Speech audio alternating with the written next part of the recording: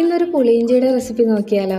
അപ്പോൾ അതിനായിട്ട് ഒരു പാൻ ചൂടാക്കി വെളിച്ചെണ്ണ ഒഴിച്ച് കടുകും വറ്റൽമുളകും കൂടെ ഒന്ന് മൂപ്പിച്ചതിന് ശേഷം അതിലേക്ക് ചെറുതായിട്ട് അരിഞ്ഞു വെച്ചിരിക്കുന്ന ചെറിയ ഉള്ളിയും പച്ചമുളകും കറിവേപ്പിലയും കൂടെ ചേർത്ത് വഴറ്റിയതിന് ശേഷം നമ്മൾ ചെറുതായിട്ട് കൊത്തി അരിഞ്ഞു വെച്ചിരിക്കുന്ന ഇഞ്ചിയാണ്, അതും കൂടെ ചേർത്ത് കൊടുത്ത് ഒന്ന് മൂപ്പിച്ചെടുക്കണം. ഇഞ്ചി കരിഞ്ഞു പോകരുത്, നന്നായിട്ട് ചുവക്കൊന്ന് മൂപ്പിച്ചെടുക്കണം.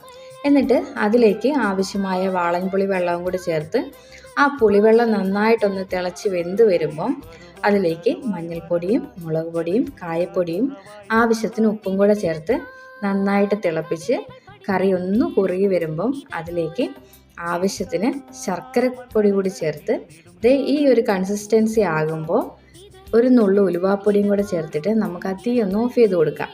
ഇനി ഈ കറി ഒന്ന് തണുത്ത് വരുമ്പം നന്നായിട്ടൊന്ന് കുറുകി കിട്ടുവേ. അതുകൊണ്ടാണ് നമ്മൾ ഈ ഒരു കൺസിസ്റ്റൻസിയിൽ തന്നെ തീ ഓഫ് ചെയ്ത് കൊടുക്കുന്നത്. ഇത് നോക്കിയേ, ഇതുപോലെ ഇരിക്കും ഇപ്പോൾ കറി കേട്ടോ. അപ്പം നല്ലൊരു ടേസ്റ്റി ആയിട്ടുള്ളൊരു പുളിയിഞ്ചിയുടെ റെസിപ്പിയാണ്. എല്ലാവരും ട്രൈ ചെയ്ത് നോക്കിയിട്ട് നിങ്ങളുടെ അഭിപ്രായങ്ങൾ കമൻറ്റ് ബോക്സിൽ പറയണം. വീഡിയോ ഇഷ്ടമാണെങ്കിൽ ചാനൽ സബ്സ്ക്രൈബ് ചെയ്യാനും മറക്കരുതേ. താങ്ക്